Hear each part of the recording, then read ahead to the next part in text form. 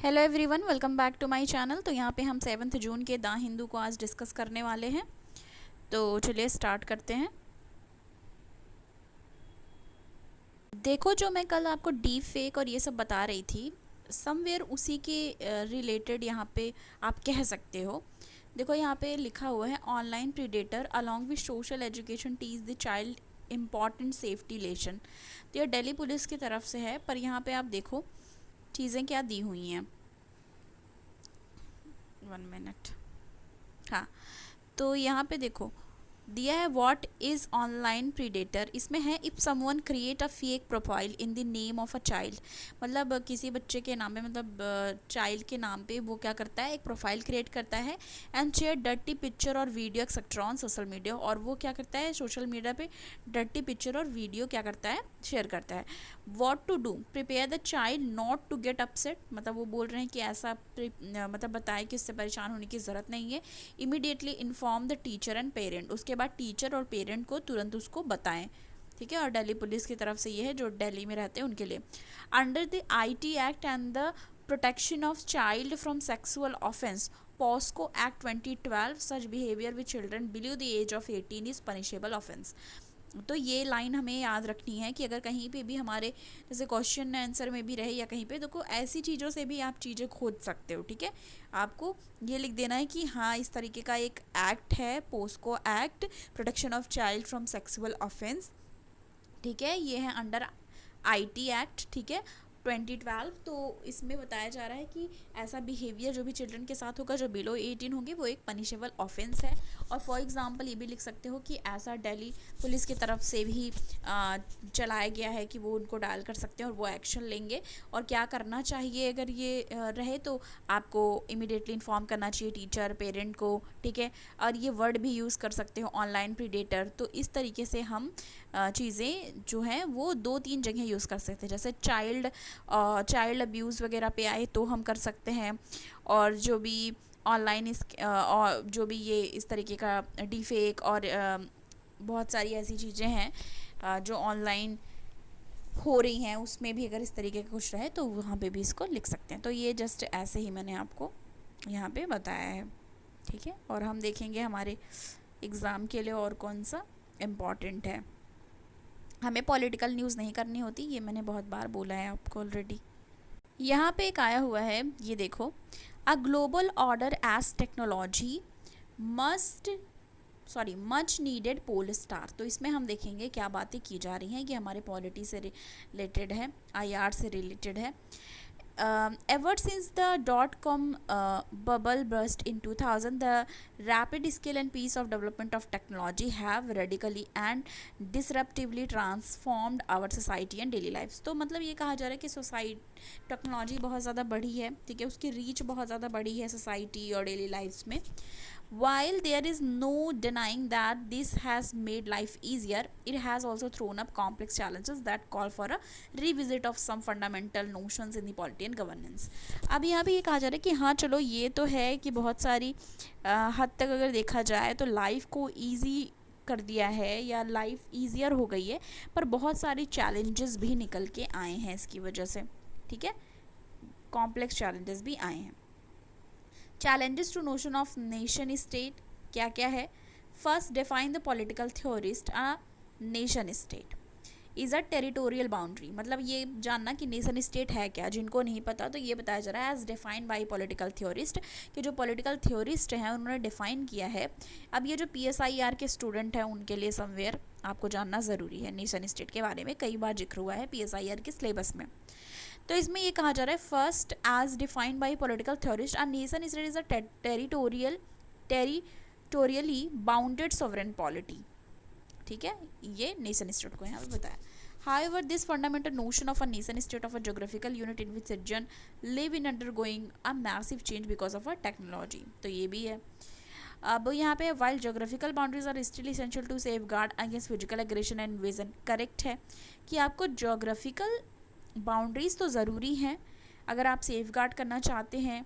ठीक है, against physical aggression, invasion. ठीक है, कोई कंट्री मतलब किसी पे इन्वेज़न ना हो।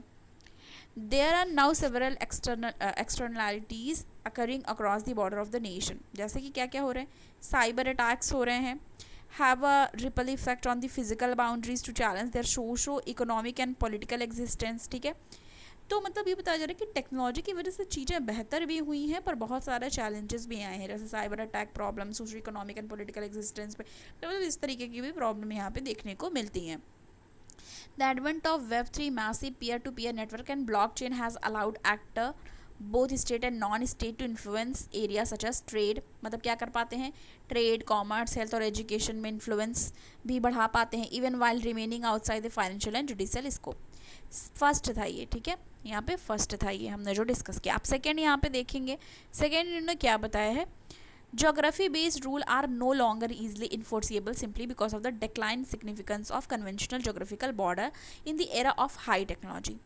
तो ये बता रहे हैं कि जो जोग्राफी बेस्ड रूल होता था अब नहीं अप्लाई हो पाएगा, क्योंकि जो जोग्राफिकल बॉर्डर का जो एरा है अब वो हाई टेक्नोलॉजी का हो गया। ठीक है, पहले क्या होता था कि इस तरीके से रूल कर लेते थे, जोग्राफी बेस्ड रूल होता था, अब नो लॉन्गर वो रह गया है कि उसको इन्फोर्स कर पाएंगे, क्योंकि अब हाई टेक्नोलॉजी पे सारी चीज़ें बेस्ड हो गई हैं। Now any form of virtual activity is not confined to the realm of the border of the country.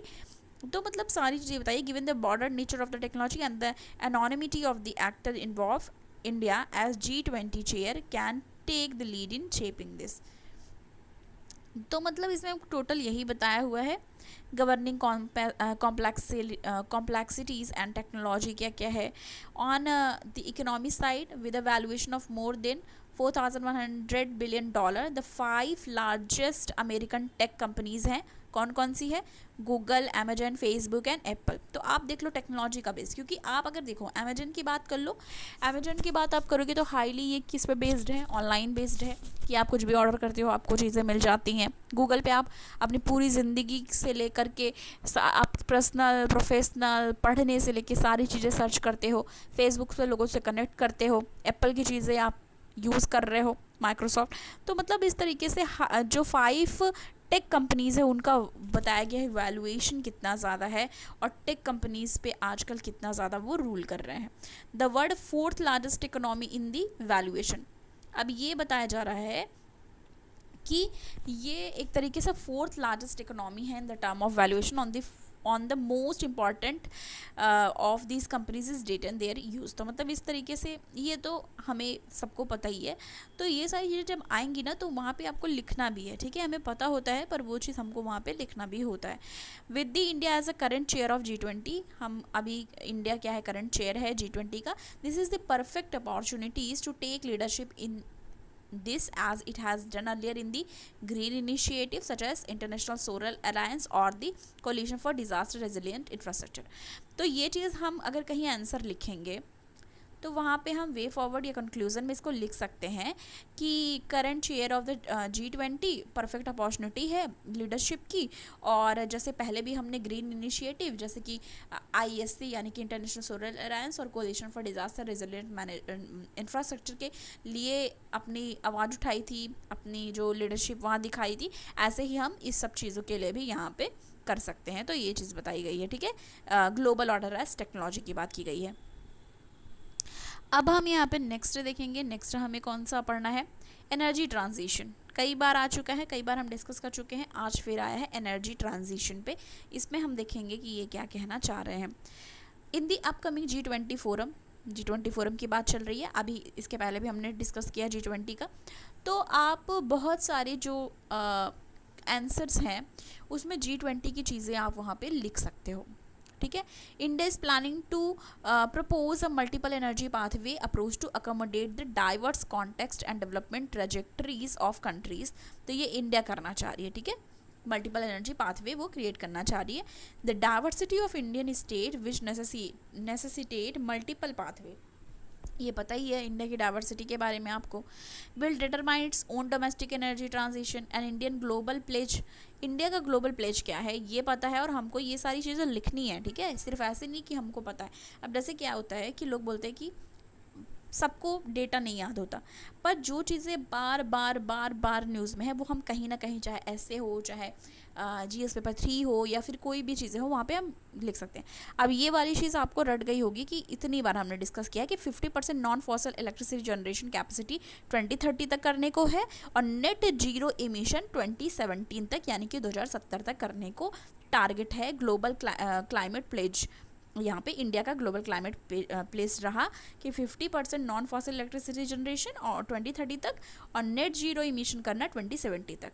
ठीक है, are backed by domestic energy target at the national level. Can these target drive action at the state level? How do we engage with state level condition? अब इस वाले में बात क्या हो रही है, state level condition and priorities की, और किस तरीके से इंगेज कर सकते हैं। ठीक है, स्टेट लेवल कंडीशन और प्रायोरिटीज़ के साथ। State are critical actor in Indian energy transition as there is a multi tier governance of energy production and uses. तो ये बताया जा रहा है कि मल्टी टीयर गवर्नेंस है एनर्जी प्रोडक्शन और यूजेस में, and effective transition will require bridging the ambition and implementation gap between. अब इसमें क्या करने की ज़रूरत है, ब्रिजिंग मतलब जो भी गैप है, ठीक है, गैप को फिल करने की ज़रूरत है। जो गैप है वो गैप ना रहे, एम्बिशन और इम्प्लीमेंटेशंस गैप जो हैं सेंटर और स्टेट के बीच। तो ये आपको पता है, सेंटर और स्टेट डिस्प्यूट बहुत बार देखा भी जाता है। सेंटर स्टेट रिलेशन से रिलेटेड हमारा इंपॉर्टेंट हमेशा कुछ ना कुछ, चाहे वो प्री हो मेंस में, सेंटर स्टेट रिलेशन से रिलेटेड आता ही आता है। ठीक है, अब यहाँ पे देखो, simultaneously national ambition need two factor the varying incentive structure, process, institution, capacity and state level. तो ये चीज़ें भी यहाँ पे हैं। नेक्स्ट हम देखेंगे वाई स्टेट मैटर, ये बात कर रही है, ये बात किया जा रहा है यहाँ पे, why states matter. India's achievement on its 2022 target, क्या टारगेट था, 175 gigawatt renewable energy, offer some insight into the complexity while it achieved a significance portion of target. Significance portion जो थे, वो टारगेट जो उन्होंने रखा था वो हुआ, जिसके ओनली गुजरात, कर्नाटक एंड राजस्थान मिट इंडिविजुअल टारगेट। अब इंडिविजुअल टारगेट की बात करें तो सिर्फ गुजरात, कर्नाटका और राजस्थान ने ही रिन्यूएबल जो एनर्जी टारगेट था उसको कंप्लीट किया and met their individual targets. Moreover about 80% current renewable energy capacity है जो is confined to 6 state in the west and south India. तो ये लाइन हमको अपने शॉर्ट नोट में भी लिखनी होगी। ठीक है, वो हम करेंगे शॉर्ट नोट में।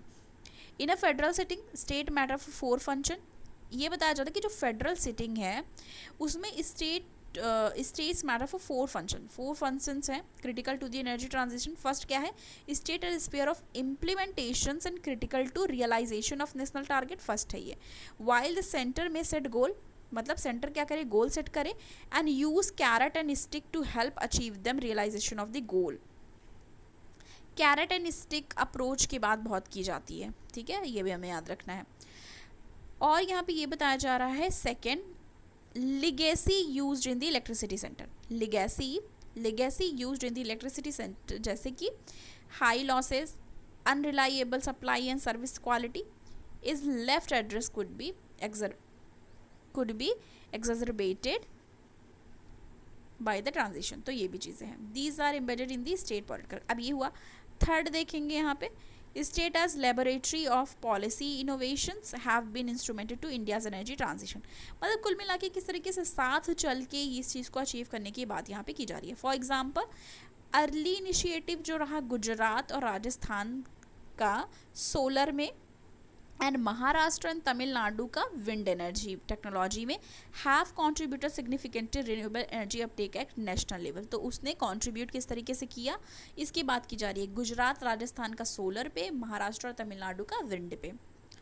ओके, सिमिलरली PM कुसुम। अब ये सारी चीज़ें हमको अपने आंसर में मेंशन करनी होती है। देखो, जैसे ये हम सोचते हैं ना कि जैसे टॉपर की आंसर कॉपी अगर हम देखते हैं, टॉपर की जो रहती है वो आपको ऑनलाइन भी मिल जाएगी। विजन IAS के जो वेबसाइट है वहाँ पे रहता है, और या जो लोग खरीद के भी देखते होंगे कि वो लोग इतनी सारी चीज़ें कैसे लिख पाते हैं ना, तो ये सब आपको न्यूज़पेपर से ही पता चलती है। जैसे एनर्जी ट्रांजिशन पे आया तो आपको पहले ये होगा कि पहले हम ये बात करेंगे कि सेंटर क्या कर रहा है।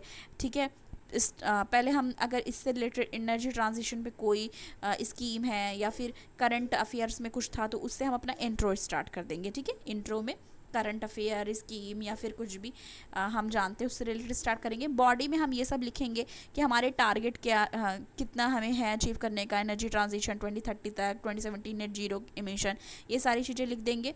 फिर हम थोड़ा सा रिन्यूएबल एनर्जी से रिलेटेड डिस्कस कर लेंगे, हमारे क्या क्या अप्रोचेज़ हैं, ठीक है, स्टेट सेंटर को किस तरीके से मिलकर काम करना है, किस तरीके से पॉलिसी मेंटेन करनी है, वो सब हम बात कर लिया। अब हमको ये सारी चीज़ें जैसे इसको भी हमें यहाँ पे मेंशन करने की ज़रूरत है, जैसे पीएम कुसुम की बात हुई है। Similarly PM Kusum is an adoption of successful state experiment on the solarisation of agriculture at national scale. अब देखो, जैसे अगर स्टेट पीसीएस वगैरह में क्या होता है, पीएम कुसुम पे डायरेक्ट पूछ लेगा कि क्या है, लेकिन अगर यूपीएससी में तो उसके अंदर जो भी चीज़ें होती हैं, मतलब वो पूछता है, वो डीप में पूछता है, मतलब आपको कॉन्सेप्ट क्लियर होना चाहिए, ठीक है। और पर इस बार के आप पेपर देखोगे तो आपको थोड़े बहुत फैक्ट्स भी याद रहने चाहिए। अगर आपको एग्जैक्ट आते हैं तभी आप कर पाओगे, क्योंकि आप आंसर देखा होगा आपने, तो वहाँ पे लिखा है ओनली 1 करेक्ट, ओनली 2 करेक्ट। पहले क्या होता था 1 2 3, तो उसमें सब लोग एलिमिनेशन टेक्निक और ये सारी चीज़ें भी यूज़ कर पाते थे। अब PM Kusum adoption of successful state experiment on the solarisation of agriculture of the national scale. Fourth अगर बात करें तो क्या है, state could also be roadblock to national goals, particularly when the goals are perceived to be misaligned with the state priorities। तो ये भी सारी चीज़ें यहाँ पे बताया गया, could also be road block। While India has set laudable goals for energy transition and has been working towards creating incentive and enforcement mechanism, तो क्या बताया जा रहा है कि इंडिया क्या कर रही है, इंडिया अपने गोल को सेट किया है उसने एनर्जी ट्रांजिशन से रिलेटेड, और वर्क कर रही है वो towards creating incentives, enforcement mechanism, ये सारी चीज़ें भी।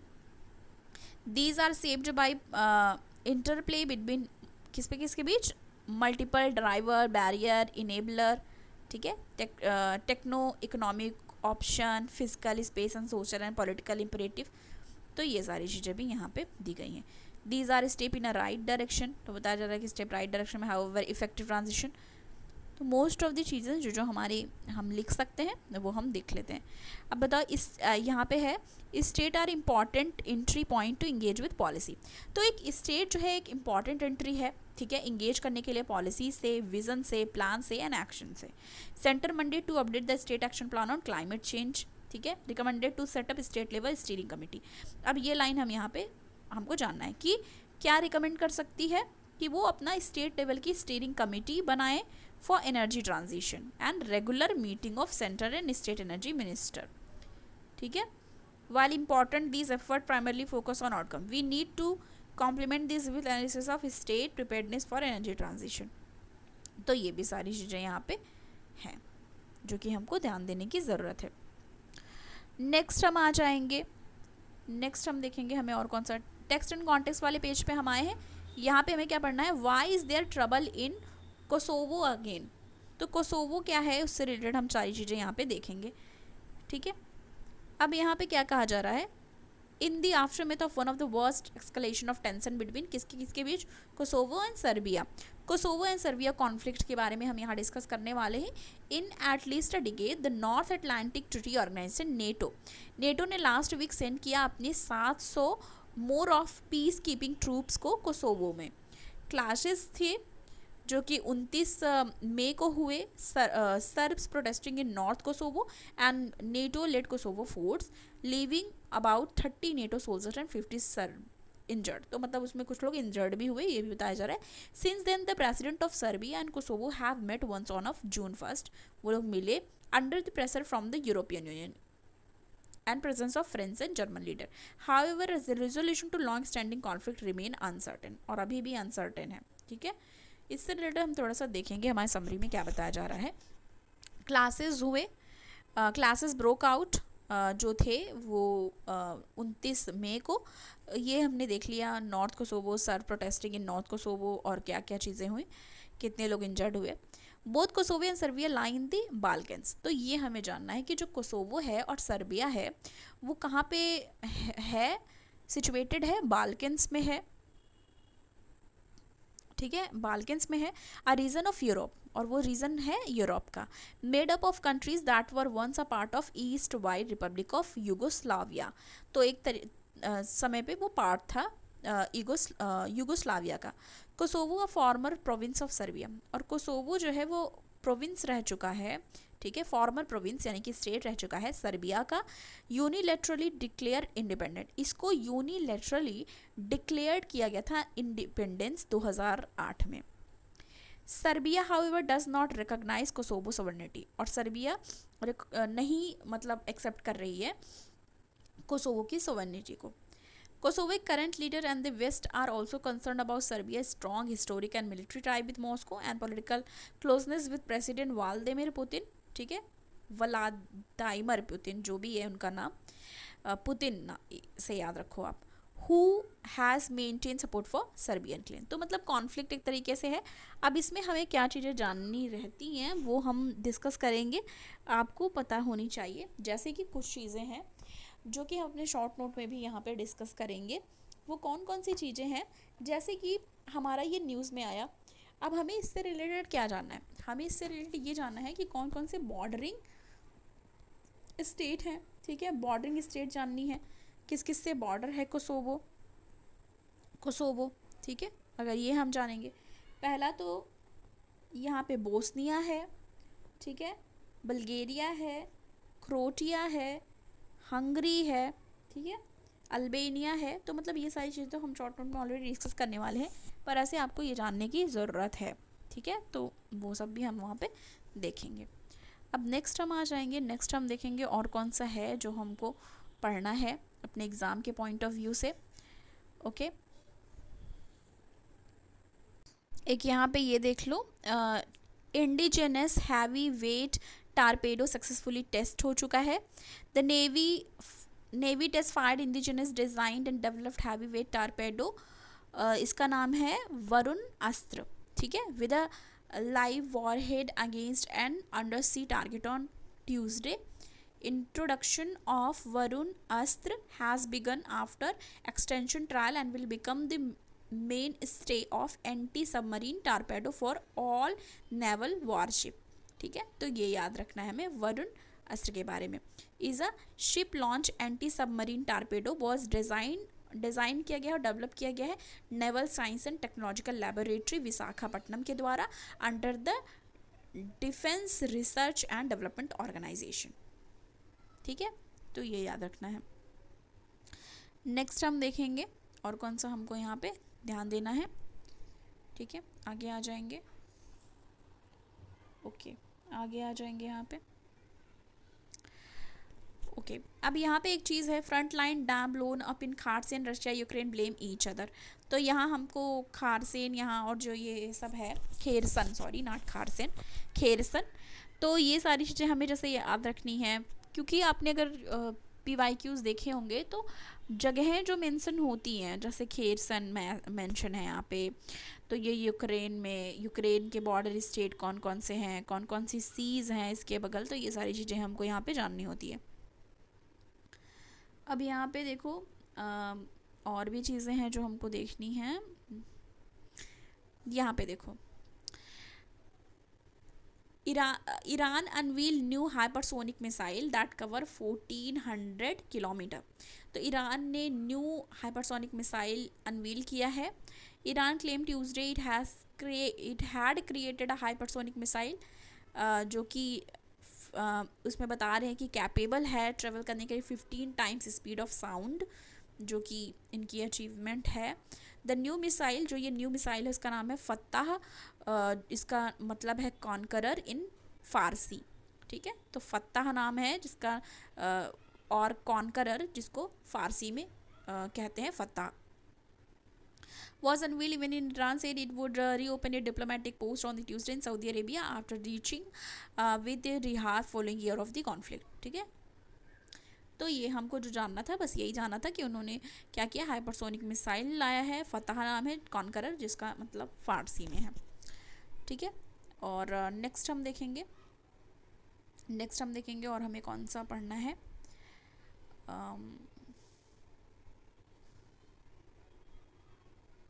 एक चीज़ हमें यहाँ से और भी जाननी है, India still not free of manual scavenging, ठीक है, ये भी जानना है। The union social justice empowerment ministry ने बताया है, said that only 508 district of 766 district in the country have declared free of the manual scavenging.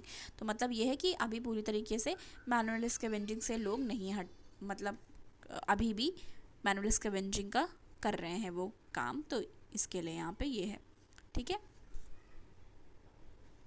अब यहाँ पे आपको एक चीज़ देखनी है, पहले सिर्फ क्या होता था, संडे के दिन साइंस के टॉपिक्स आते थे, अभी डेली आने लगे हैं, देखो साइंस का पेज ही आने लगे हैं अब। ऐसा क्यों? क्योंकि जब अभी क्या हुआ है कि वेटेज बहुत बढ़ गया है साइंस का यूपीएससी में, ठीक है। तो उससे रिलेटेड क्या हो रहा है कि द हिंदू भी जब जितने एस्पिरेंट हैं वो the Hindu, the Indian express follow करते हैं, तो इससे क्या होता है कि इसने भी अपना एक पेज कर दिया है साइंस का, क्योंकि अब यूपीएससी में साइंस के बहुत ज़्यादा क्वेश्चन आने लगे हैं इसलिए। अब यहाँ पे क्या कहा जा रहा है, will the WHO pandemic treaty leave out entry microbial resistance, तो इसके रिलेटेड हम देखेंगे। AMR क्या है, AMR is fuelling the rise of drug resistance infection, और इसका फुल फॉर्म है एंट्री माइक्रोबियल, ठीक है, रेजिस्टेंट की बात यहाँ पे की जा रही है, ठीक है। तो यहाँ पे आप देख सकते हो। अब यहाँ पे हम समरी ही देखेंगे क्या बात की जा रही है। तो यहाँ कहा जा रहा है AMR is fuelling in the rise of drug resistant infection including drug resistant tuberculosis, drug resistant pneumonia, drug resistant staphyl infections such as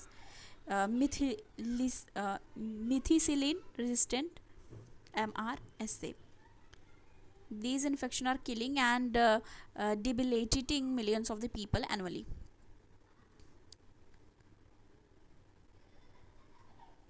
ठीक है, तो यहाँ पे क्या कहा जा रहा है कि ये जो इन्फेक्शंस हैं वो कई लोग की डेथ हो रही है, ठीक है, डिबिलिटेटिंग मिलियंस ऑफ पीपल एनुअली। तो क्या हो रहा है कि कितने सारे लोगों को इम्पैक्ट कर रहा है एंट्री माइक्रोबियल रेजिस्टेंस और ये सारी चीज़ें जो भी डिजीज़ हैं उनकी वजह से। And AMR is now a leading cause of death world wide, और ये कहा जा रहा है कि जो AMR है एंट्री माइक्रोबियल रेजिस्टेंस, अभी ये क्या हो गया है, एक तरीके से कारण बन गया है डेथ होने का वर्ल्ड वाइड, ठीक है। तो ये भी यहाँ से आपको जाना है। The pandemic instrument is the best opinion to mitigate AMR and safeguard life-saving antimicrobials to treat secondary infections in pandemic. AMR exceed capacity of single country or sector to solve. तो ये AMR से related सारी चीज़ें यहाँ पे हम देख रहे हैं। ट्रीटिंग दीज, अब ट्रीटमेंट के लिए क्या करना है, bacterial infection require effective antibiotics की ज़रूरत है, और जो ये effective antibiotics are becoming a scarce resource, essentially safeguarding the remaining effective antibiotic we have critical to responding to pandemic. अब देखो कुछ चीज़ें हम यहाँ डिस्कस करेंगे। एंट्री माइक्रोबियल रेजिस्टेंस क्या है? एंट्री माइक्रोबियल रेजिस्टेंस एक प्रोसेस है by which infection cause by the microbe become resistant to medicine develop to treat them. Microbe include, microbe में क्या क्या आता है, इसमें आता है बैक्टीरिया, फंगी और फंजाई, ठीक है, bacteria, fungi, virus, parasite. Bacterial infections alone cause 1 in 8 death. अब ये बता रहा है कि 1 in 8 डेथ जो होती है वो बैक्टीरियल इन्फेक्शंस के वजह से भी होती है। तो ये आपको जानना होगा कि जितने भी डेथ होते हैं सारे वायरसेस की वजह से भी नहीं होते, बैक्टीरिया की वजह से भी होते हैं, ठीक है।